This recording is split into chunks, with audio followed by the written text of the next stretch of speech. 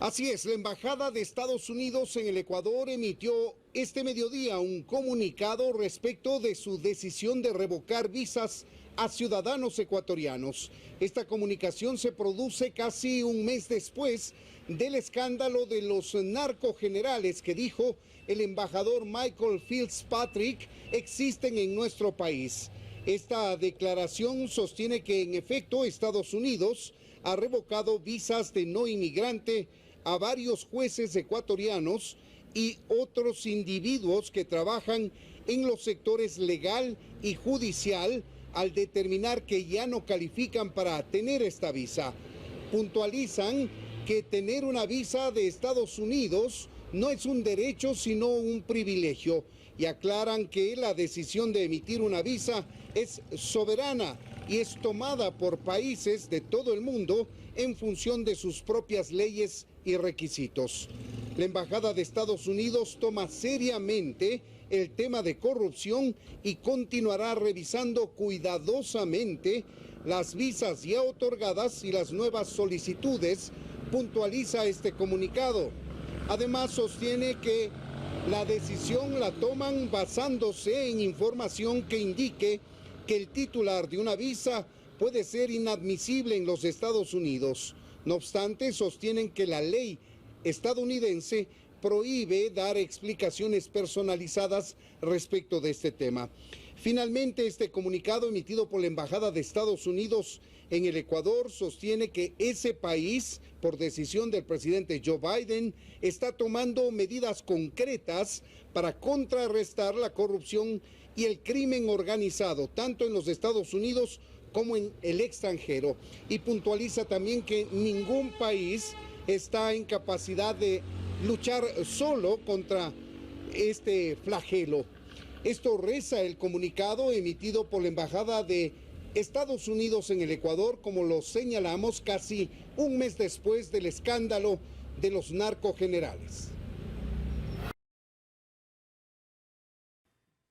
El Pleno del Legislativo conocerá el proyecto de ley de pandemia. Se trata de un proyecto de 32 artículos que, según el presidente de la Comisión de Salud, será una ley que reemplace a los estados de excepción y ponga límites a ciertas libertades, como por ejemplo el no unirnos en grandes equipos humanos y producir una epidemia tremenda. Y precisamente a esos límites hay legisladores que van a proponer algunas observaciones, sobre todo respecto a las sanciones, pues en el proyecto el incumplimiento de aquellas medidas puede ser sancionado con hasta 8 salarios básicos. Las multas deben ser inferiores a las que recomienda la Comisión. Molina recalca que esta ley no es inconstitucional y que no deja un cheque en blanco para que el COE Nacional tome decisiones sobre el manejo de la pandemia. La máxima autoridad es el Ministerio de Salud Pública.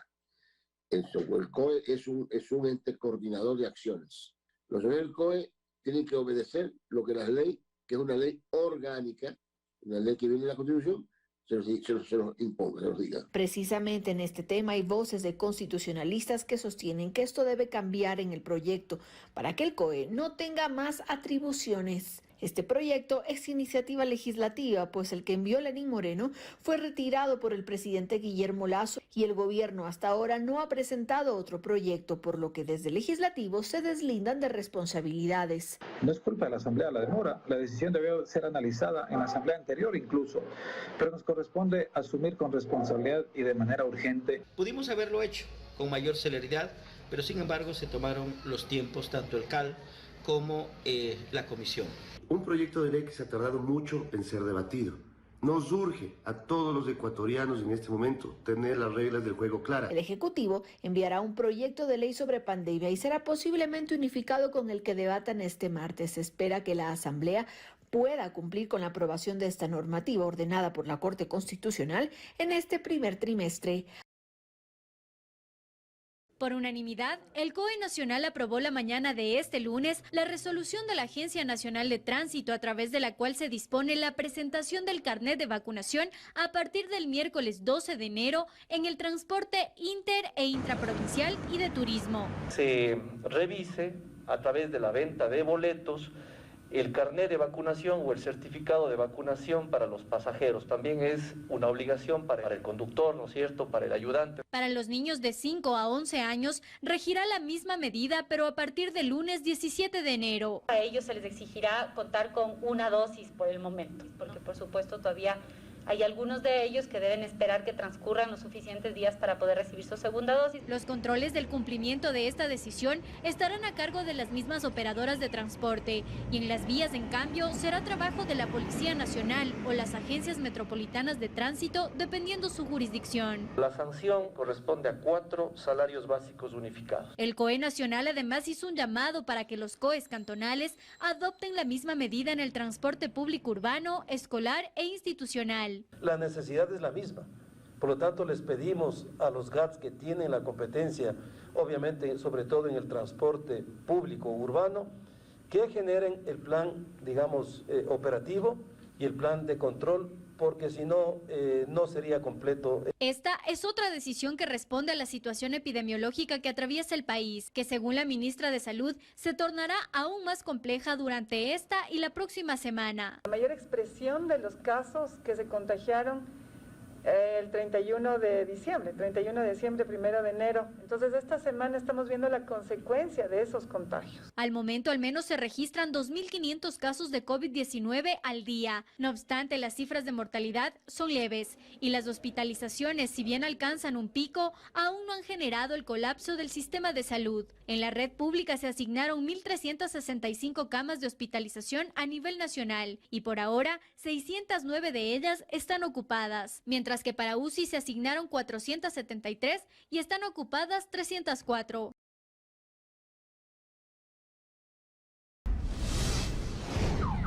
La fallida inversión de más de $42.5 millones en la adquisición de 7 helicópteros DRUF por parte de la Fuerza Aérea Ecuatoriana en 2008 tiene ya a 15 procesados y entre ellos a 2 exministros de Defensa, Javier Ponce y Wellington Sandoval. No obstante, las investigaciones que lleva adelante Fiscalía han determinado la posible relación de otros exmiembros de la Fuerza Aérea y un empresario relacionado con la empresa que vendió los repuestos. La vinculación sería en contra de Alonso Espinosa, quien fue encargado de la materialización del contrato con el que se adquirieron los helicópteros, además de Antonio Puga, jefe del proyecto de adquisición de los helicópteros, y Juan Cortés, representante legal de la empresa HAL.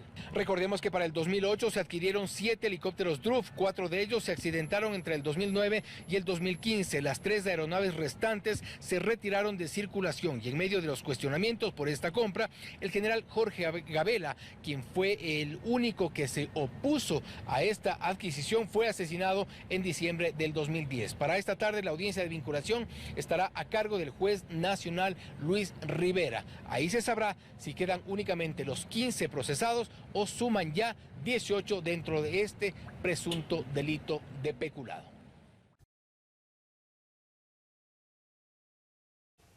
Antier me renunció el lavatrastes. Ya son varios los empleados que renuncian al restaurante de Josefina, quien asegura es difícil encontrar reemplazos, menos ahora con la nueva ola de contagios por Omicron. Le ofreces un poco más de dinero para que trabaje, no quiere trabajar. Una situación que impacta a la economía del país, pues el mes pasado solo hubo 199,000 nuevas contrataciones, mientras la expectativa era 422,000. El número de posiciones llenadas fue mucho menor que el de ofertas de trabajo que han habido. Curiosamente, la tasa de desempleo bajó a un 3.9%, mientras el año anterior fue de 6.7%, algo que el presidente ve con muy buenos ojos. Record unemployment declines, record increases in the people in the labor force. I would argue the Biden economic plan is working. Pero expertos aseguran que simplemente hay menos gente queriendo emplearse.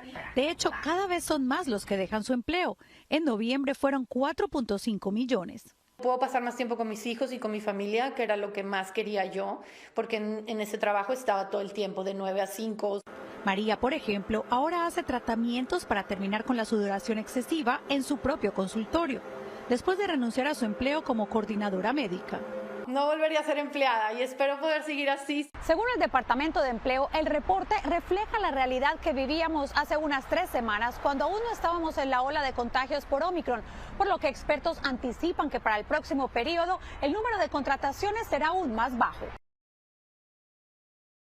Pues en la capital mexicana el coronavirus está dejando varados a cientos de personas en el aeropuerto. De hecho, hemos visto larguísimas filas ante los retrasos y cancelaciones desde bien temprano, principalmente por Aeroméxico. Los pasajeros, muchos furiosos, se estaban quejando del argumento del personal de la aerolínea, que únicamente mencionaba la pandemia como origen del problema y tenían que esperar a que sus vuelos fueran reprogramados.